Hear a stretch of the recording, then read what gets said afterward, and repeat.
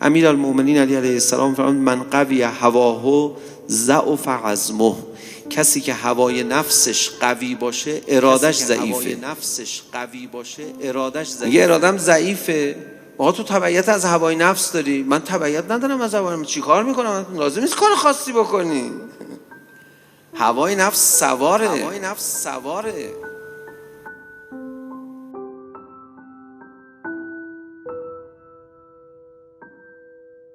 میگه آقا من ارادم ضعیفه، چیکار کنم؟ هوای نفست قویه. خب من کار غلط و بی ربطی هم انجام نمیدم آنچنان.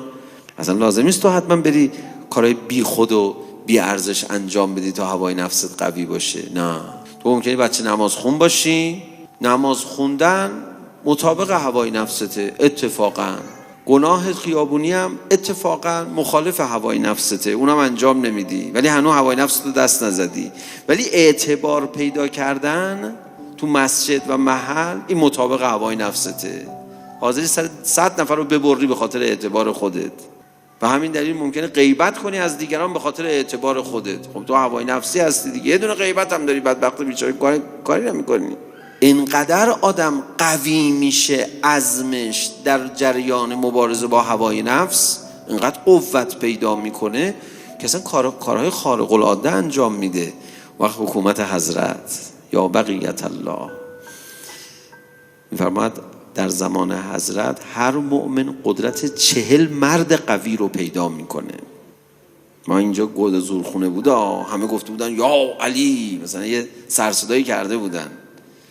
اصلا حاج آقا ما قدرت میخوایم چی کار؟ راحت میخوایم، اصلا قدرت نمیخوایم. راحت طلبی ما بر قدرت طلبی ما غلبه داره. قدرت طلبی نه قدرت طلبی منه این که سلطه پیدا کنیم بر دیگران. قوی باشیم. المؤمنون کالجبل الراسخ، زن و مرد نداره، فرقی نمیکنه. انسان قوی باشه، اراده کنه. علامه طباطبایی میفرماید بشین ارادت رو تقویت کن. بشین قشنگ فکرتو متمرکز کن روی موضوعی که دوست داری.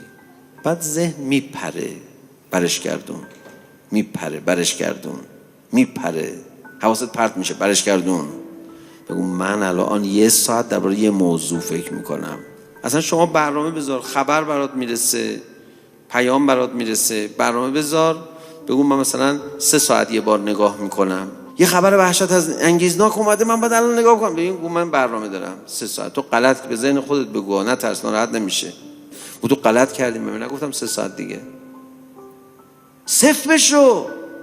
نه الان برام جذابیت داره. مردشو جذابیت، من اصلا میخوام چی برات جذابیت داره بکوبم تو دهنت.